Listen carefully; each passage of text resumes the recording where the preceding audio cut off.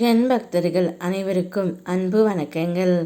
என் அன்பு குழந்தையே, இன்று உன்னுடைய வாழ்க்கை துணை தலையில் அடித்து சத்தியம் செய்து கொடுத்தார் தங்கமே. என்ன சத்தியம் என்று கேட்டால் நீ மிகவும் ஆத்திரம் அடைவாய். உன்னுடைய வாழ்க்கை துணை ஒரு இடத்திற்கு சென்று உன்னை விட்டு பிரிந்து நான் இவ்வளவு தூரமாக வந்த பொழுது என்னவள் இன்று வரை என்னை மறக்கவே இல்லை. என் நினைப்பில் அவள் மிகவும் வருந்தி கொண்டு இருக்கின்றாள். ஆனால் நான் அவளுக்கு ஒரு நல்ல கணவனாக இது நாள் வரை இருந்ததே இல்லை. ஏதாவது ஒரு பிரச்சனை நான் அவளுக்கு செய்து கொண்டே தான் இருந்தேன். இப்பொழுது ஒரு கட்டமாக பிரிந்து வரலாம் என்று முடிவு எடுத்த பொழுதும் பிரியாமல் என்னுடைய மனம் தவித்து கொண்டு இருக்கின்றது. அந்த அளவிற்கு என் மேல் அவளுக்கு அன்பும் இருக்கின்றது, அவளுக்கு என் மேல் காதலும் இருக்கின்றது.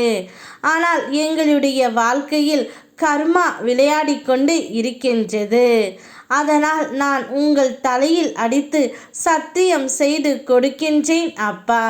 என்னுடைய வாழ்க்கை துணையை என்னிடம் எப்படியாவது சேர்த்து வையுங்கள். எங்களுக்குள் சண்டை வராமல் பார்த்து கொள்ளுங்கள் என்று என் தலையில் அடித்து சத்தியம் செய்தார் தங்கமே. ஆனால் இதை கேட்டால் உனக்கு ஆத்திரம் வரும். ஏனென்றால் எல்லாவற்றையும் நீங்கள் செய்துவிட்டு என்னையும் இந்த பிரச்சனையில் இழுத்து விடுகிறீர்கள் என்று நீ கோபப்படுவாய். என் பிள்ளை, நீ எந்த தவறையும் செய்யவில்லை என்று உன் அப்பன் முருகனுக்கு தெரியும். உன்னுடைய துணை என்ன தவறு செய்தாலும் அதற்கு காரணம் நீதான் என்று அனைவரும் கூறுகின்றார்கள். இதனால் நீ மிகவும் ஆத்திரத்தில் உள்ளாய் என்பது எனக்கு புரிகின்றது தங்கமே. ஆம், கணவன் மனைவி உறவு என்பது அப்படித்தான். நீ தவறு செய்தாலும் செய்யாவிட்டாலும் உன்னுடைய துணை செய்யும் பொழுது நீதான் காரணம் என்று அனைவரும் சொல்வார்கள். ஆனால் அவர்களை சொல்வதை கேட்டு நீ அஞ்சாதே, அதனால் கோபப்படாதே.